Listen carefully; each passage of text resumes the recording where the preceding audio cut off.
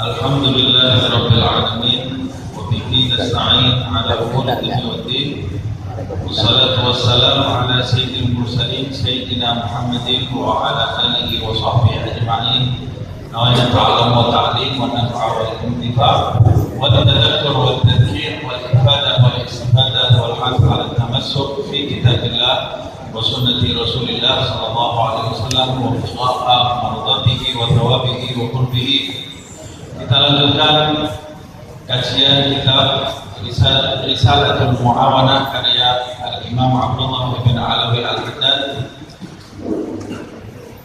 Kita sampai di bab wirid, yaitu kegiatan positif yang dilakukan secara rutin dalam waktu yang telah ditentukan dan jumlah yang telah ditentukan, yang harus dilakukan bagi setiap orang yang ingin mencapai kedudukan di sisi Allah Subhanahu wa Ta'ala dalam rangka menjaga umurnya, menjaga waktunya untuk memenuhinya, memakmurkan hidupnya dengan hal-hal yang bisa mendatangkan ridha Allah Subhanahu wa Ta'ala.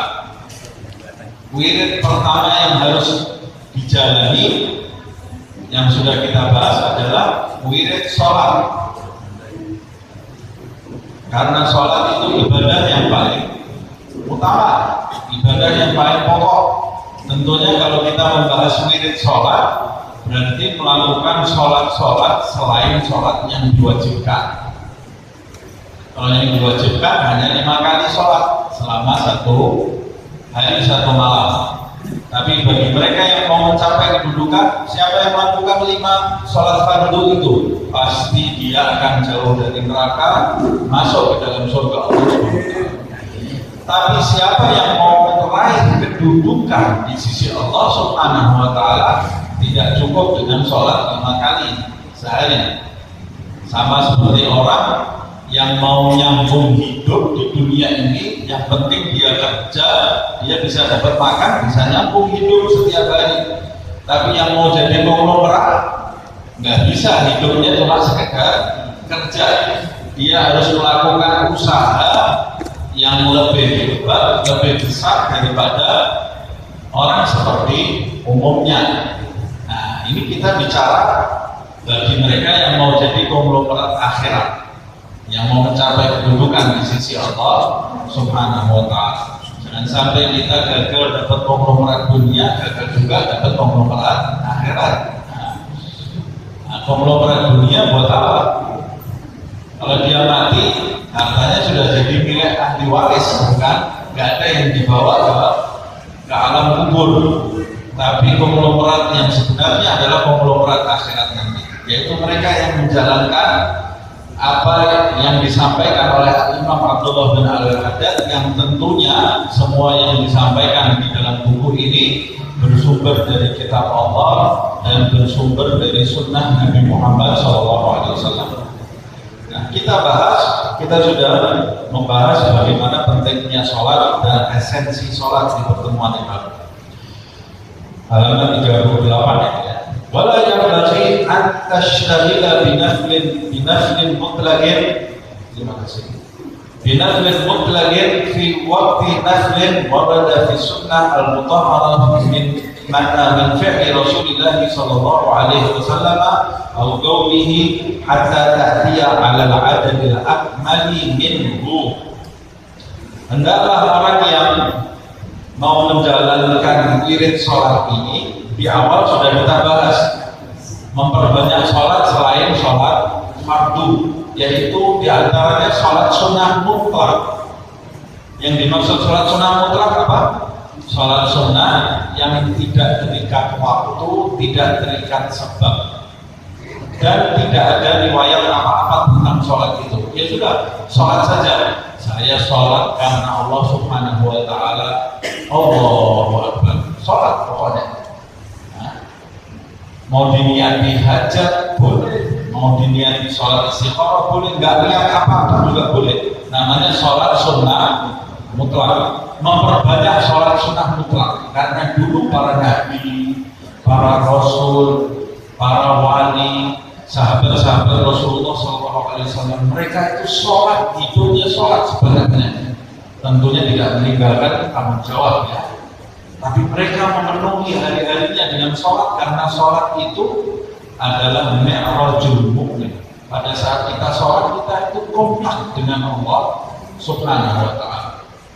Nah, tapi kata beliau, sebelum kamu memperbanyak wirid sholat sunnah mutlak, hendaklah seseorang tidak menyibukkan dirinya dengan wirid sholat sunnah mutlak di waktu-waktu sholat sunnah yang diriwayatkan Nabi melakukan sholat sunnah itu. Karena sholat sunnah yang ada riwayatnya Nabi mengamalkan sholat sunnah itu tentunya lebih utama dari sekedar sholat sunnah mutlak. Lebih utama. Loh, sholat sunnah mutlak ada riwayatnya? Ada, Nabi melakukan itu, tapi Nabi tidak selalu melakukannya. Tapi kalau sholat sunnah yang dianjurkan oleh Nabi, jangan sampai kita tinggalkan. Karena itu lebih harus kita jaga dari sekedar sholat sunnah mutlak. Jadi orang yang mau menyibukkan diri dengan sholat sunnah mutlak, nomor satu, sholat fardunya pasti harus terjaga. Ini tidak ada kompromi lagi. Nah, orang sibuk sholat sunnah mutlak 1000 rakaat setiap hari, tapi nggak sholat subuh. Tidak ada gunanya 1000 rakaat ini, ya. Tidak ada gunanya. Nah, karena keuntungan yang dicapai dengan sholat sunnah mutlak 1000, 2000 atau 10.000 rakaat tidak bisa dibandingkan dengan sholat subuh 2 rakaat. Sangat agung sholat fardu ya. Jadi orang yang ngejar sholat sunnah mutlak, ninggalin sholat fardu, sama seperti orang yang mencari keuntungan 100.000, ninggalkan modal 10 juta. Orang gila. Nah, jadi tidak ada kompromi. Yang mau sibuk dengan sholat sunnah mutlak, satu, sholat fardunya harus dijaga. Dan bukan sekedar sholat fardu, tapi lebih utama sholat fardu dengan berjamaah. Yang kedua, sholat sunnah yang diriwayatkan Nabi melakukannya, tidak boleh dia ketinggalan sholat sunnah ini. Kalau ini semua sudah dia penuhi, baru sibukkan waktu dengan sholat sunnah mutlak. Nah, ini dia berkata di sini, tidak menyibukkan diri dengan naflin mutlakin, dengan sholat sunnah mutlak di waktu-waktu sholat sunnah yang diriwayatkan Nabi melakukannya atau memerintahkannya, atau Nabi memerintahkannya, hatta ta'tiya 'alal 'adadil akmal minhu, sampai kamu sudah melakukan terlebih dahulu sholat sunnah yang dilakukan oleh Nabi dan diperintahkan oleh Nabi. Kalau kamu sudah menjaganya, melakukannya dengan sunnah-sunnahnya ini kamu jaga, istiqomah, tidak pernah kamu tinggalkan, baru boleh kamu naik level menyibukkan diri dengan sholat sunnah mutlak. Sama juga orang yang sholat fardunya masih lobang-lobang, tidak boleh menyibukkan diri dengan sholat sunnah yang diriwayatkan Nabi. Kejar dulu sholat fardunya sampai istiqomah 5 waktu tidak pernah dia tinggalkan, baru naik level melakukan sholat sunnah yang diriwayatkan Nabi melakukannya atau memerintahkannya. Kalau ini sudah istiqomah, semuanya sempurna, baru naik level lagi, sibukkan diri dengan sholat sunnah mutlak. Berarti kita wirid yang pertama kita jalankan sholat ini adalah wirid sholat sunnah yang dilakukan oleh Nabi. Jadikan wirid hidup kita. Berarti jangan sampai ketinggalan. Kalau sudah dijadikan wirid, namanya wirid itu komit di dalam diri kita. Orang yang komit itu yang sunnah buat yang komit itu jadi seperti wajib. Kalau ketinggalan, wah seakan-akan ketinggalan yang wajib. Kalau kita ketinggalan sholat sunnah biasa saja, itu namanya belum komit. Kalau sudah mau menjadikan wirid yang sunnah, walaupun hukumnya tetap sunnah, buat yang mau menjalankan wirid itu jadi wajib. Berarti kalau ketinggalan diganti. Yang sunnah ini ya. Kalau yang fardu kita sudah nggak bahas ketinggalan. Kalau masih ketinggalan yang fardu itu masih jauh, gitu. Masih jauh. Ini yang sunnah saja kalau sampai ketinggalan diganti, apalagi yang fardu. Yang seperti kita bahas di pertama kan, yang dimaksud wirid itu komit kalau ketinggalan dikodok, diganti. Jadi tidak ada peluang bagi nafsu kita, celah bagi nafsu kita untuk malas-malasan. Itu namanya orang yang komit mau menjalankan diri. Apa saja sholat-sholat sunnah? Famin dzalika, sholat-sholat sunnah yang dilakukan oleh Nabi yang kita tidak boleh ketinggalan sebelum melakukan sholat sunnah mutlak. Di antaranya ar-raka'at allati waradat qabla al-maktubat wa ba'daha wa syuhratiha tughni an dzikriha. Di antaranya adalah salat-salat sunnah, ini terikat dengan waktu. Salat-salat sunnah qabliyah dan ba'diyah sebelum atau sesudah salat maktub. Riwayat tentang salat sunnah qabliyah dan ba'diyah ini kata beliau masyhur sekali. Karena begitu masyhur, tidak ada orang beriman yang mengingkarinya. Qobliyah sama ba'diyah tidak ada khilaf, ya. Karena sudah terlalu masyhur, kata beliau, maka saya tidak perlu menyebut lagi tentang keutamaan sholat qobliyah dan ba'diyah. Kalau mau cari keutamaannya supaya menambah semangat kita, buka kitab-kitab hadis tentang kelebihan qobliyah dan ba'diyah. Apa qobliyah dan ba'diyah? Ada qobliyah subuh, ada yang menamakan qobliyah subuh, niatnya usolli sunnata qobliyah subhi, ada yang niatnya usolli sunnatal fajri, dua-dua betul, yang penting sholat. Nggak usah kentung-kentungan gara-gara niat, dua-dua betul. Mau niat usolli sunnatal fajri boleh, mau niat usolli sunnata qobliyah subhi boleh. Ustaz, menurut guru saya baca kitab sholat sunnah fajar itu sebelum subuh. Kata yang sebelah sebelah, menurut guru saya sholat sunnah fajar itu setelah adzan subuh sebelum sholat subuh. Yang betul mana? Dua-dua betul. Gak usah berkelahi gara-gara sholat sunnah. Dua-dua betul. Ada riwayatnya beberapa saat sebelum adzan subuh. Ada riwayatnya setelah adzan subuh sebelum sholat subuh. Sholat 2 rakaat. Namanya 2 rakaat sholat fajar. Ini termasuk qobliyah juga. 2 rakaat sholat sunnah fajar. Yang dilakukan oleh Imam Abdullah bin Al-Haddad kalau beliau melakukannya setelah adzan subuh sebelum sholat. Yang mau melakukan sesaat sebelum adzan subuh boleh. Ada riwayatnya juga. Ini keutamaannya luar biasa. Dalam hadis raka'atul fajri khairun minad dunya wa ma fiha. 2 rakaat salat sunnah fajar itu nilainya di sisi Allah lebih baik dari dunia seisinya. Kalau itu sholat sunnahnya bagaimana dengan sholat subuhnya? Nah, lebih besar lagi. Nah, kemudian 2 rakaat sebelum zuhur, 2 rakaat setelah zuhur. Lalu 2 rakaat setelah maghrib. Lalu 2 rakaat setelah isya.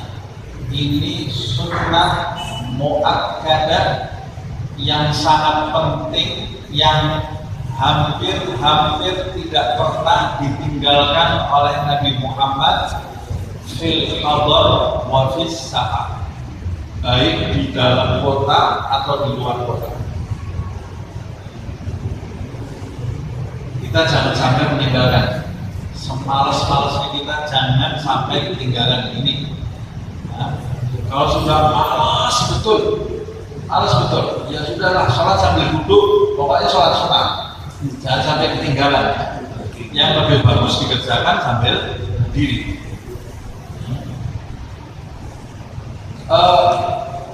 Tapi Nabi kalau di dalam kota, sholat qobliyah zuhurnya 2 rakaat itu ditambah 2 lagi, jadi qobliyah zuhurnya 4 rakaat, bukan cuma 2.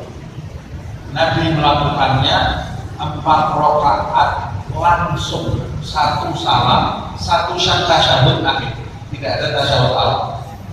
4 rakaat tanpa tasyahud awal, langsung tasyahud akhir, dan setiap rakaatnya setelah Al-Fatihah membaca surat. Walaupun rakaat ketiga dan rakaat keempat. Nah, ada yang mengatakan rakaat ketiga dan rakaat keempat setelah Fatihah, kenapa Nabi membaca surat?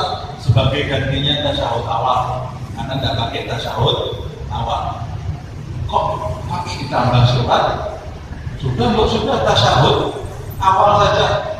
Yang Nabi kamu atau Nabi Muhammad ikut Nabi Muhammad, yang usah pakai repot-repot, pakai dipikir ini kenapa? Itu kan hikmah saja. Yang tahu kenapa seperti itu ya Nabi sendiri, karena Nabi diberitahu oleh Allah Subhanahu wa Ta'ala. Ada hal-hal yang kita nggak usah berdebat. Kebanyakan berdebat nanti Israel datang, kita masih debat-debatan, belum mengamalkan apa-apa. Orang sekarang ini senang debat-debatan tapi nggak ada yang beramal. Nah, kita jangan jadi seperti itu. Kita jadi orang beritahu, ada sumbernya jelas, lakukan. Sudah, sebelum Israel datang, cepat. Ini waktu ini tambah cepat nih. Jumat ketemu Jumat di masjid ini 2 minggu seperti satu kedepatan. Nah, seperti satu kedepatan ya. Kita baru lebaran, saya baru pulang dari Solo. Saya kalau lebaran ke Solo, capeknya belum hilang, ini sebentar lagi mau Ramadan kan? Baru nyetir lagi pergi ke Solo. Capeknya dari Solo belum hilang. Mudah-mudahan panjang umur sehat walafiat, ketemu Ramadan dalam keadaan lebih baik lahir dan batin, insyaallah. Amin. Nah, kemudian kalau di dalam kota, Nabi sholat qobliyah asar 4 rakaat. 4 rakaat 2 kali salam. Didoakan oleh Rasulullah SAW. Ya Allah, rahmatilah orang-orang yang melakukan 4 rakaat sebelum asar. Kira-kira doanya Nabi makbul tak? Mau masuk dalam doanya Nabi tak?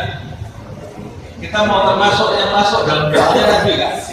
Lakukan 4 sholat sunnah 4 rakaat itu 2 kali salam, supaya kita termasuk orang yang didoakan Nabi Muhammad, dirahmati Allah. Kemudian selain itu ba'diyah maghrib, lalu ada ba'diyah isya. Nah, ada riwayat Nabi juga melakukan sholat sunnah qabliyah maghrib dan qabliyah isya. Hanya saja di dalam mazhab Syafi'i ada perbedaan di dalam mazhab Syafi'i sendiri ya. Mazhab Syafi'i yang qadim dan jadid. Mazhab Syafi'i itu ada yang lama kemudian direvisi jadi yang baru ya. Perbedaannya mengenai waktu sholat maghrib. Jadi pendapat yang pertama, waktunya sholat maghrib itu panjang sampai tenggelamnya ufuk merah. Tenggelamnya ufuk merah itu berarti sampai masuknya waktu isya. Tapi pendapat yang lain, Imam Syafi'i yang baru mengatakan bahwa waktu sholat maghrib itu adzan maghrib, sholat 3 rakaat, sholat 2 rakaat, selesai waktu maghrib. Sudah masuk waktu isya? Belum, tapi waktu maghribnya sudah selesai. Nah, atas dasar ini sebagian ulama dia kalau ada maghrib, begitu adzan selesai langsung qomat, nggak ada yang sholat qobliyah. Karena menjaga pendapat Imam Syafi'i ini, waktunya sholat maghrib ada sholat 3 rakaat, sholat 2 rakaat selesai.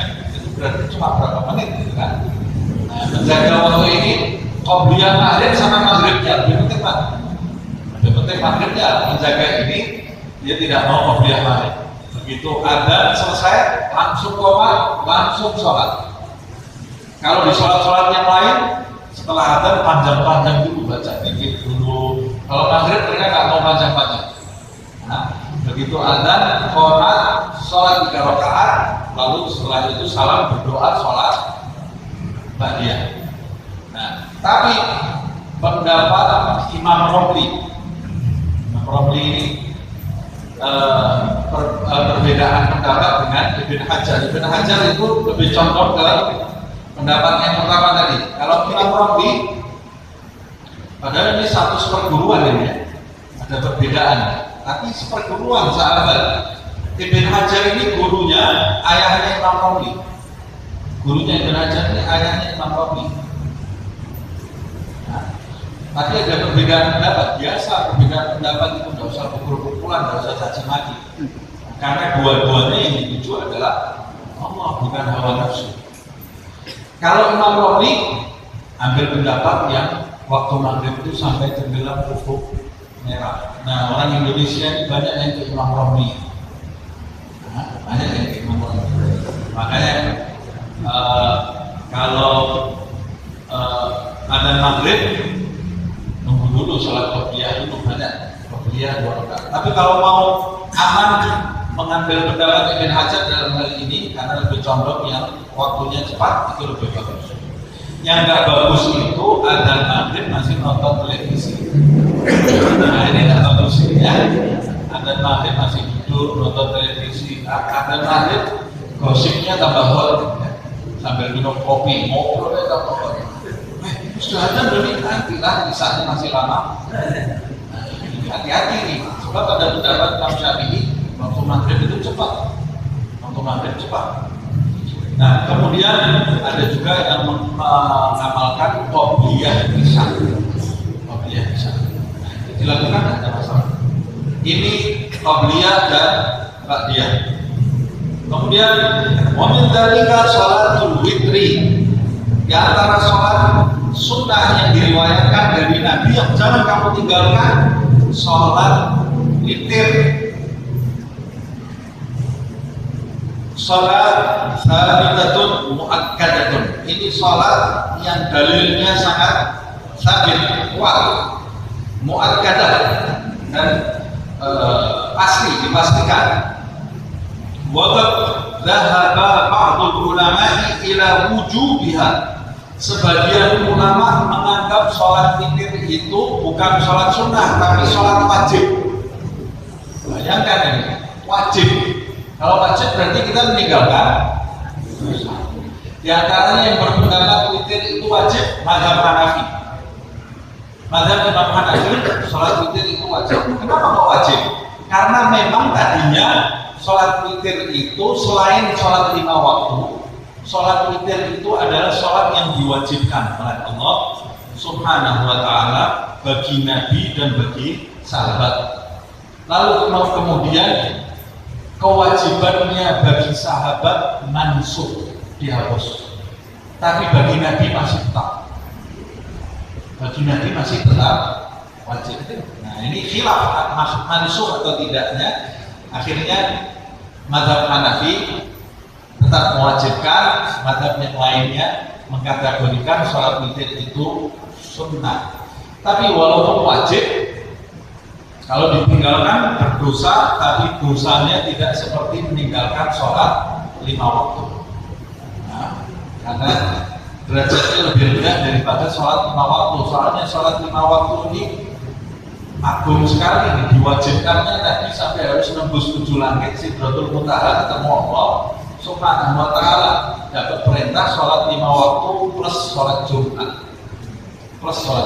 Jadi jangan sampai ada yang meninggalkan. Alhamdulillah, meninggalkan sholat 5 yang wajib ini 5 waktu, 1 kali meninggalkan nama yang meninggalkan dan nama bapaknya ditulis di pintu api neraka.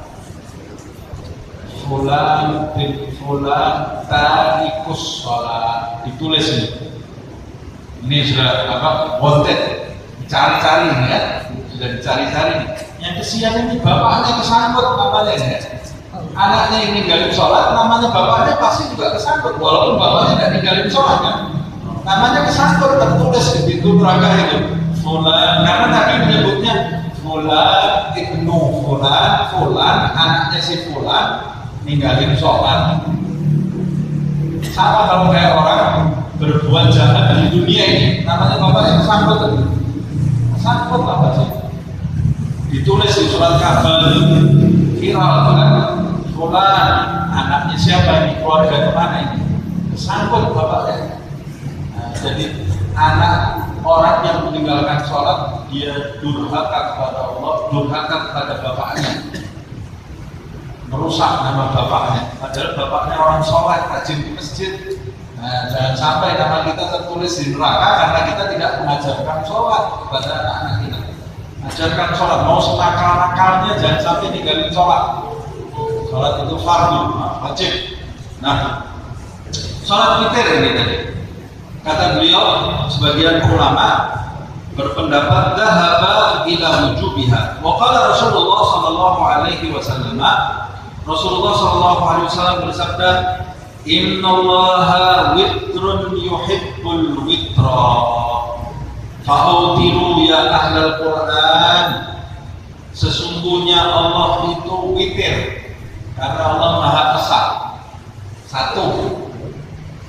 Satu kan bilangan ganjil. Sesungguhnya Allah itu witir, Maha Esa. Yuhibbul witra. Allah itu suka dengan bilangan yang ganjil. Jadi sunnah itu, bilangan ganjil itu sunnah. Tapi yang dimaksud bilangan ganjil di sini adalah sholat witir. Sholat witir. Tapi Nabi kan banyak melakukan beberapa hal ganjil semuanya. Menganjurkan baca Al-Ikhlas, Mu'awwidhatain 3-3. Ya kan? Pagi 3-3-3 semuanya. Kalau lebih dari 3, 11. Ganjil maksudnya. Sunnah makan kurma kalau buka berapa? Ganjil 3. Ada teman saya makannya banyak, buka makannya banyak. Saya bilang, kamu makan berapa? 99. Pantas. Kuat puasa 3 tahun nggak kuat ini. Kurmanya bukanya ini kurmanya 99. Kan asal usulnya 99. Kamu ngalah sendiri. Nah, jangan banyak-banyak kalau buka. Ganjil tapi jangan banyak-banyak juga ganjilnya. 99. Asmaul Husna 99. Ganjil semuanya ya. Autiru ya ahlul Quran, hai ahlul Quran, hai orang-orang yang beriman kepada Al-Quran, membaca Al-Quran, hafal Al-Quran, menelaah Al-Quran, tadarusan Al-Quran, beriman kepada yang menyampaikan Al-Quran, beriman pada pengucap ayat-ayat Al-Quran, yaitu Allah Subhanahu wa Ta'ala. Hai ahlul Quran, jangan ketinggalan witir, kata Rasulullah. Autiru ya ahlul Quran. Nah, ini perintah autiru ini ada yang menganggapnya wajib, ada yang menganggapnya sunnah. Wa qala alaihi salatu wassalam, Rasulullah SAW juga bersabda, al-witru haqqun wa man lam yutir falaysa minna. Ini lebih berat lagi. Rasulullah SAW mengatakan witir itu adalah hak, benar. Lawannya hak, batil. Witir itu hak, kata Rasul. Siapa yang tidak sholat witir bukan dari golonganku. Nah, ini yang ngaku-ngaku pecinta Nabi ya. Wah, sunnah Nabi, pecinta Nabi Muhammad SAW. Sholat witir ngomong. Nah, Nabi ini bilang, siapa yang tak sholat witir bukan dari golonganku, jangan ngaku-ngaku kamu. Witir tak kamu? Kalau kamu nggak sholat witir, bukan dari golongan itu. Maksudnya bukan kafir, tapi dia tidak sempurna ittiba'nya kepada Rasulullah Sallallahu Alaihi Wasallam. Wa aktsaruha, salat witir ini yang terbanyak jumlahnya 11 rakaat. Jumlah salat witir ini yang terbanyak 11 rakaat. 11 rakaat dilakukan 2 rakaat salam, 2 rakaat salam, 2 rakaat salam. Kemudian ditutup dengan 1 rakaat. Yang terakhir mau ditutup 1 rakaat boleh, ada riwayatnya.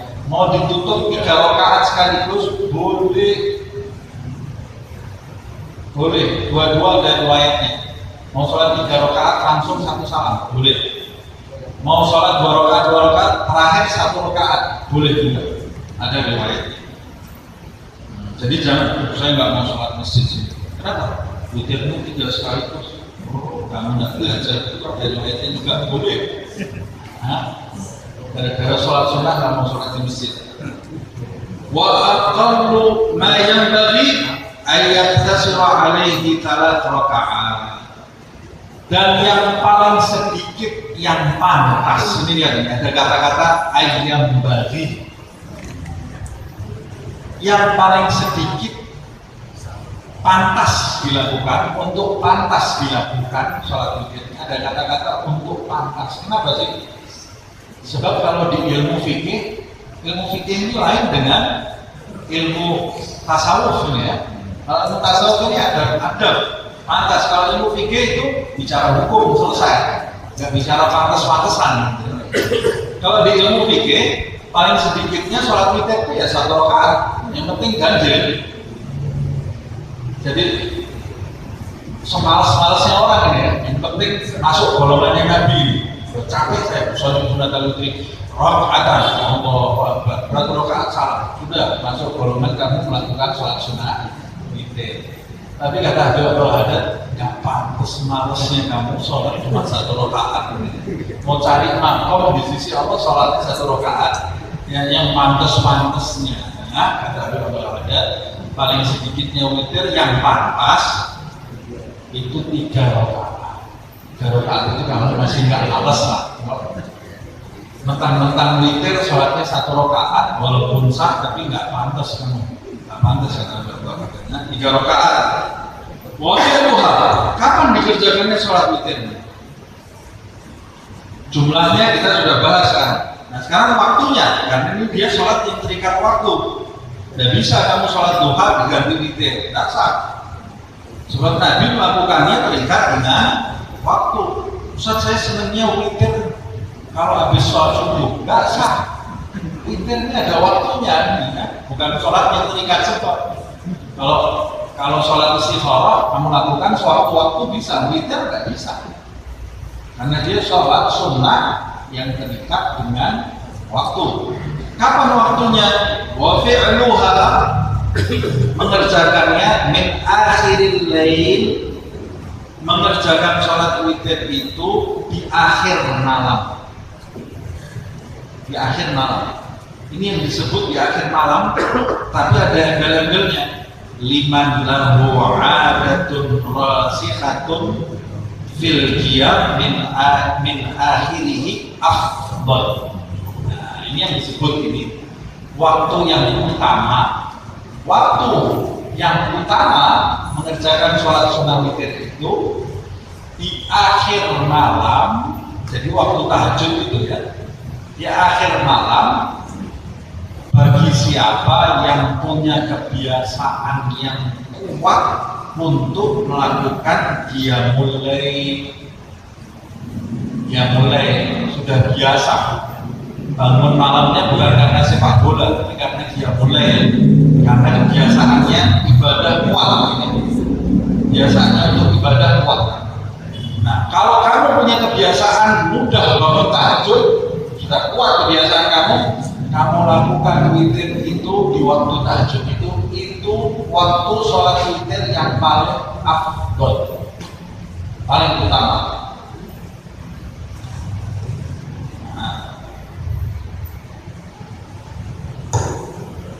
Dalilnya qala alaihi salatu wassalam, Rasulullah SAW bersabda, ij'alu akhir salatikum bil-lail witra. Jadikanlah akhir sholat malammu adalah sholat witir. Berarti kan sholat witir itu yang diperintahkan Nabi, yang utama ada di akhir malam. Di akhir malam. Tapi ini kan perintahnya perintah sunnah, bukan perintah wajib. Kalau bapaknya kita setelah sholat sunnah witir mau sholat hajat, mau sholat ini boleh nggak? Boleh, karena ini bukan wajib, perintah sunnah. Tapi walaupun ada beberapa ulama yang mengatakan tidak boleh, tapi ada juga yang membolehkan. Sebab perintah tadi ini bukan perintah wajib, tapi perintah sunnah. Tapi yang lebih utama kalau witirnya diletakkan di akhir. Jadi setelah witir sudah tidak ada sholat lagi. Itu bilangan yang ganjil. Sholat yang ganjil. Wa man lam takun lahu 'adah fil qiyam fi'luha. Wa man lam takun lahu 'adah fil qiyam, siapa yang enggak punya kebiasaan bangun malam, ini model-model kita nih ya. Wah, kalau bangun malam susah. Ya mungkin bisa bangun malam ini bangun seminggu nggak bangun lagi ya. Nanti bangun lagi 2 bulan nggak bangun malam. Nanti belum jadi kebiasaan. Kalau kamu belum punya kebiasaan bangun sholat malam, gimana ini? Ya jangan cari yang utama. Kamu mau ngejar yang utama, malah ketinggalan semua, nggak dapat apa-apa. Karena kamu belum punya kebiasaan bahwa di akhir malam. Jadi bagaimana? Hati-hati, lakukan di awal saja. Jadi kalau yang belum punya kebiasaan malam, fi'luha ba'da salatil isya aula, melakukannya setelah sholat isya lebih aula, lebih baik bagi dia, supaya nggak lepas witirnya. Jadi kapan? Kalau belum nggak punya kebiasaan bangun malam, lakukan setelah sholat isya. Bagaimana? Sholat isya, terus sholat ba'diyah isya, lalu segera sholat witir. Sebagian sahabat ini semua punya kebiasaan bangun malam, punya kebiasaan, tapi mereka takut tinggalan witir, hilang witirnya, mereka tetap berhati-hati. Jadi bagaimana cara mereka melakukannya? Salat witir kan 11 rakaat. Yang 3 rakaat mereka lakukan setelah ba'diyah isya. Masih sisa berapa? Masih sisa 8 kan? Yang 8 rakaat mereka lakukan di pertengahan malam, sebagai tambahan dari 3 rakaat witirnya.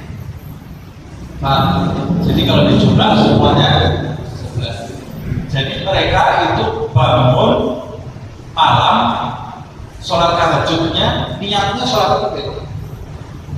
Bagaimana niatnya? Sholat witir kok ganjil? 8 rakaat kan ganjil.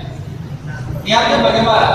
Setiap sholat 2 rakaat itu mereka niatnya usolli sunnata minal witri, ada minal witri rakaataini lillahi ta'ala. Aku sholat sunnah bagian dari witir 2 rakaat. Sebab kalau tidak ada min itu kontradiksi dengan nama sholatnya. Usolli sunnah witri rakaataini.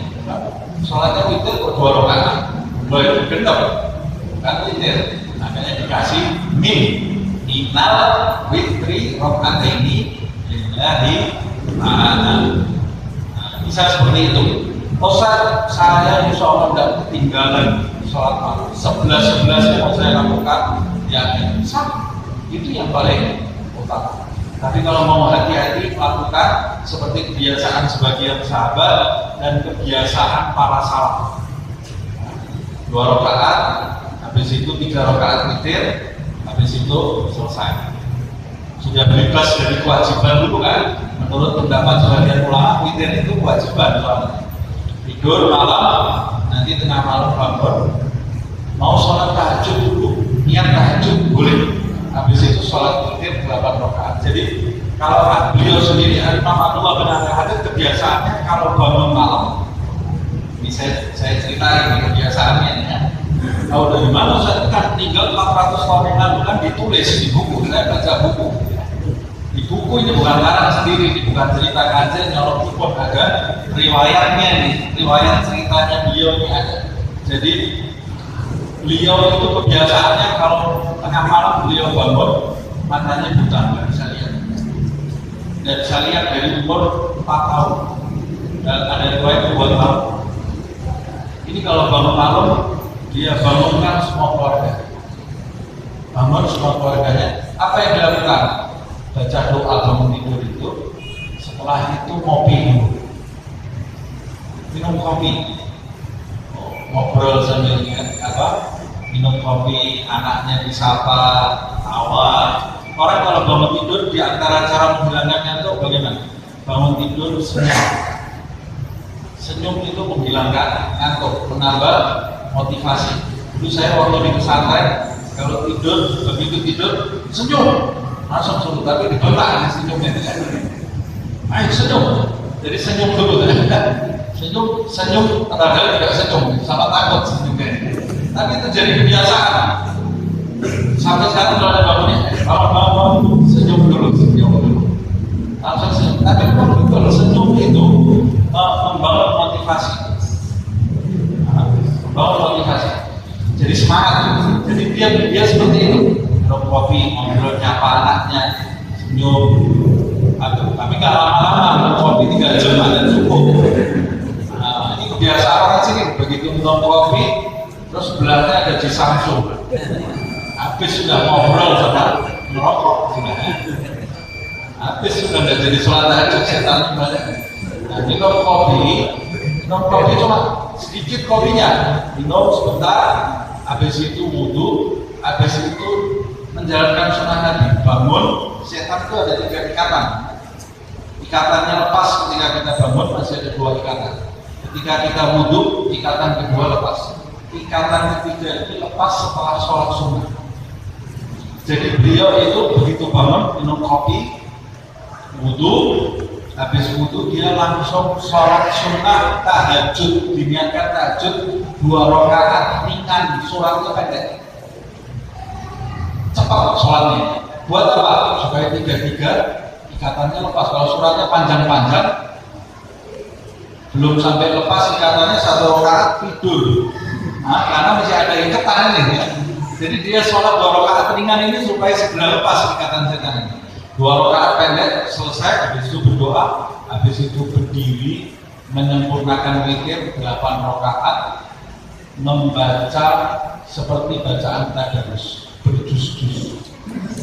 Nah, kita bagus kalau mau baca Al-Quran, namanya mampunya 1 juz di 8 rakaat witir tadi. Setelah itu selesai berdoa. Nah, ini bagian pertama wirid sholat sunnah yang harus kita lakukan. Nah, yang bagus itu orang mendengarkan nasihat lalu diamalkan dalam kehidupan sehari-hari. Mulai sekarang niat jangan meninggalkan sholat witir. Semoga Allah Subhanahu wa Ta'ala menjadikan kita termasuk mereka yang mendengarkan nasihat dan mengikutinya dalam kehidupan sehari-hari. Amin. Ya Rabbana ta'arafna bi'annana ta'arafna وأننا أشرفنا على لظى أشرفنا فارض علينا توبة تغسل لكل حرقة واذكر لنا الأوراق وآمين الروعات واغفر لوالدينا ربي ومولودينا والأهل والإخوان وسائر الخلان وكل ذي محبة أو جيرة أو صحبة والمسلمين أجمعين. آمين. ربي اسمع قلبا وجودا منا لا بكسر منا بالمصطفى الرسول نهضى بكل سور بالمصطفى الرسول نهضى بكل سور بالمصطفى الرسول نهضى بكل سور صلى وسلم ربي عليه عند الحب وآله وصحبه عدد طش الصبح والحمد لله بالبدء والتنان سبحان ربك رب العزة عما يصفون وسلام على المرسلين والحمد لله رب العالمين.